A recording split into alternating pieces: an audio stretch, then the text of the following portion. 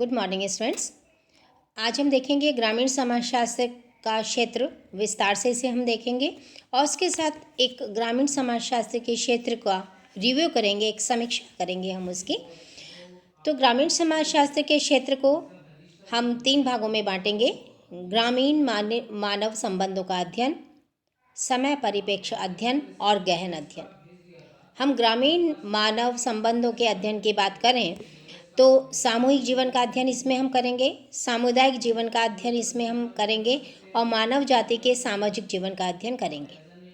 यदि समय परिप्रेक्ष्य अध्ययन की बात करें तो हम ऐतिहासिक अध्ययन करेंगे और स्थैतिक अध्ययन करेंगे।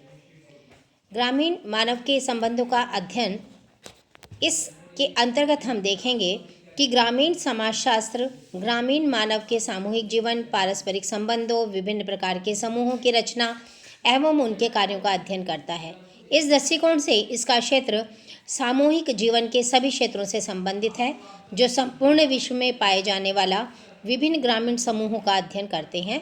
इस प्रकार नेल्सन के अनुसार ग्रामीण समाजशास्त्र का क्षेत्र ग्रामीण क्षेत्रों के सामूहिक जीवन, सामुदायिक जीवन और मानव जाति के सामाजिक जीवन तीनों का अध्ययन करता है।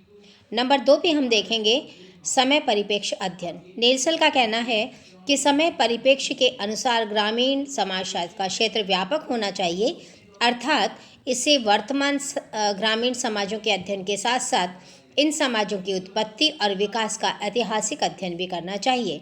इस विज्ञान को ग्रामीण समाजों की विशेषताओं का विभिन्न कालों में भी अध्ययन करके इस विषय को पूर्णता प्रदान करनी चाहिए। नंबर 3, गहन अध्ययन। नेल्सन ने लिखा कि ग्रामीण समाजशास्त्र को उन सभी विषयों का गहनता से अध्ययन करना चाहिए जो ग्रामीण लोगों एवं ग्रामीण समुदायों के व्यवहारों को प्रभावित करते हैं। इस प्रकार से नेल्सन के अनुसार ग्रामीण समाजशास्त्र के क्षेत्र के अंतर्गत विभिन्न मूल्यों, महत्वाकांक्षाओं, सहानुभूति, प्रतिस्पर्धा तथा विषमताओं से संबंधित सभी प्रकार के व्यवहारों का अध्ययन किया जाना चाहिए। AR देसाई ने कहा कि ग्रामीण समाजशास्त्र के क्षेत्र के संबंध में विभिन्न विद्वानों के विचारों का अध्ययन करने के बाद मैं इस मत पे पहुंचा हूं कि सभी एक मत से घोषणा करते हैं कि ग्रामीण समाजशास्त्र का प्रमुख लक्ष्य ग्रामीण सामाजिक संगठन, उसकी संरचना, प्रकार और विकास की वस्तुपरक प्रवृत्ति का वैज्ञानिक, व्यवस्थित और व्यापक अध्ययन करके इसके विकास के नियमों की खोज करना है। अब ग्रामीण समाजशास्त्र के क्षेत्र को विभिन्न भागों में बांटने के बाद हमें ये देखना है कि, या हम कहें कि इसकी एक समीक्षा हमें करनी चाहिए। ग्रामीण समाजशास्त्र के क्षेत्र के संबंध में Smith, Nelson, Desai, Sims, Chidambar, Charles Hoffer और जिमरमैन ने जो विचार व्यक्त किए, उसके आधार पर हम इसके क्षेत्र को ग्रामीण सामाजिक संगठन से लेकर ग्रामीण पुनर्निर्माण के क्रम के अनुसार क्रम से समीक्षा कर सकते हैं।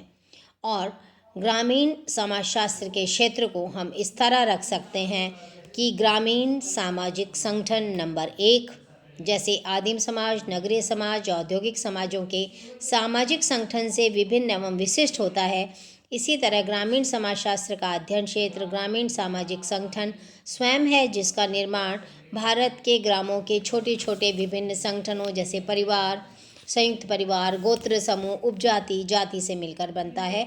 और गांवों में इन विभिन्न तत्वों के अतिरिक्त विभिन्न परिस्थितियां या परिस्थितियोंगत संबंध, सत्ता आदि भी संगठन का निर्माण करते हैं। इस तरह ग्रामीण सामाजिक संगठन के इन विभिन्न तत्वों का अध्ययन ग्रामीण समाजशास्त्र का प्रमुख क्षेत्र होता है। नंबर 2, ग्रामीण सामाजिक संरचना। इसके अंतर्गत गांव की बनावट, उनके बसावट के विभिन्न प्रकार, प्रतिमान, उनका सामाजिक जीवन पे प्रभाव, ग्रामीण सामाजिक संबंधों को निर्धारित एवं निर्देशित करने वाले ग्रामीण जनसंख्या की बस्तियां महत्वपूर्ण कारक होते हैं। भारत के गांवों की बसावट जातीय आधार पर होती है। अलग अलग जातियों की अलग अलग बस्तियां और मोहल्ले होते हैं। इसका निर्माण जाति संरचना एवं उसकी उच्चता निम्नता के अनुसार होता है। अस्पृश्य जातियां गांव से दूर गंदे स्थानों पर रहती हैं। ग्राम की बसावट जातियों के पारस्परिक संबंधों की निर्धारक होती है और इसलिए भारतीय ग्रामीण समाज के अध्ययन के क्षेत्र में जातियों की भौगोलिक बनावट एवं उसकी ग्रामीण संरचना का विशेष महत्व भी होता है। तो इस दृष्टिकोण से भी ग्रामीण संरचना का अध्ययन बहुत महत्वपूर्ण हो जाता है।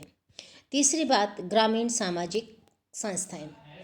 इन सभी समाजों की तरह ग्रामीण समाजों में भी आवश्यकताओं को पूर्ण करने के लिए बहुत सारी संस्थाएं हैं। ग्रामीण समाजों में जनरीतियाँ, प्रथाएं, रूढ़ियाँ, रीति रिवाज, कानून होते हैं, जिनके प्रकारों एवं कार्यों का अध्ययन करना इस विषय का अध्ययन क्षेत्र है। ग्रामीण समाजशास्त्र के अध्ययन क्षेत्र के अंतर्गत धार्मिक, सांस्कृतिक, शैक्षिक, आर्थिक, राजनैतिक, पारिवारिक आदि संस्थाएं रखी गई हैं। इसके अलावा ग्रामीण सामाजिक समूह भी बहुत महत्वपूर्ण होते हैं। मानव अपनी सभी आवश्यकताएं भोजन, वस्त्र, आवास आदि समूह में रहकर ही पूरी करता है। इन्हीं आवश्यकताओं की पूर्ति के लिए वह समूह और समाज में जीवन व्यतीत करता है।